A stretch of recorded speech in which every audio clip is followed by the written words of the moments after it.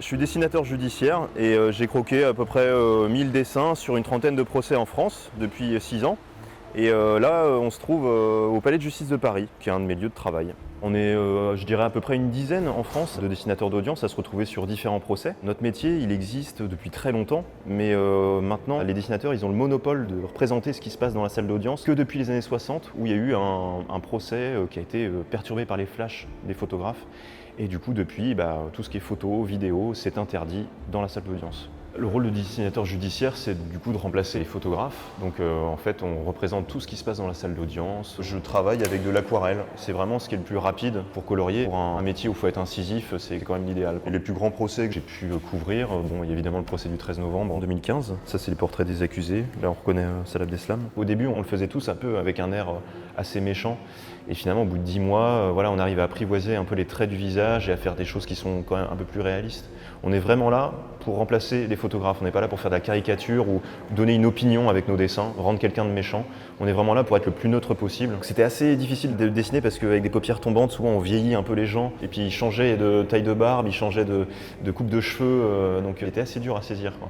Abdeslam, il fait des mouvements de bras sans arrêt quand il s'exprime. Du coup, je fais un espèce de troisième bras pour montrer du mouvement, quoi. Il y a une chose que je m'interdis de dessiner, c'est les jurés. On se doit de pas les représenter parce que voilà, ils peuvent être reconnus dans la rue et on peut leur mettre la pression pour qu'ils jugent de façon plus clémente, je sais pas, tel ou tel accusé par exemple. Ça, c'est des victimes des attentats. Ça, c'est le box avec tous les accusés quasiment. C'est des dessins qui peuvent varier de 3 heures pour une grande scène où je dessine toute la salle d'audience à peut-être 15 minutes pour quelqu'un qui dépose très rapidement, quoi.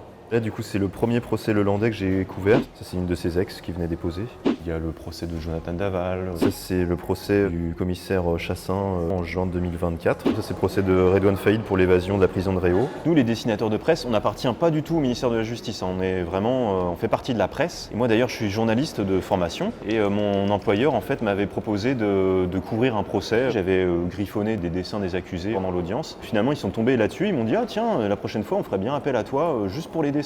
Et du coup, de fil en aiguille, de bouche à oreille, j'ai pu couvrir différents procès comme ça. En ce moment, je suis le procès des viols de Mazan. Ça va durer 4 mois. Je ne peux pas me permettre de rester les 4 mois en fait là-bas. Et je dois sélectionner en fait malheureusement des journées d'audience où il va y avoir un intérêt médiatique plus important. Je suis allé les journées où Dominique Pellicot déposait, où sa femme, la victime, racontait un peu son calvaire à la barre. Le prochain procès que je vais couvrir là en fin d'année, qui débute en novembre, ça va être le procès pour complicité d'assassinat sur Samuel Paty. C'est d'autant plus intimidant pour nous dessinateurs parce qu'on a une responsabilité de représenter les accusés, des gens qu'on n'a jamais vus et que le grand public va découvrir à travers nos dessins. Donc c'est une responsabilité, c'est intimidant, mais voilà, je vais faire de mon mieux.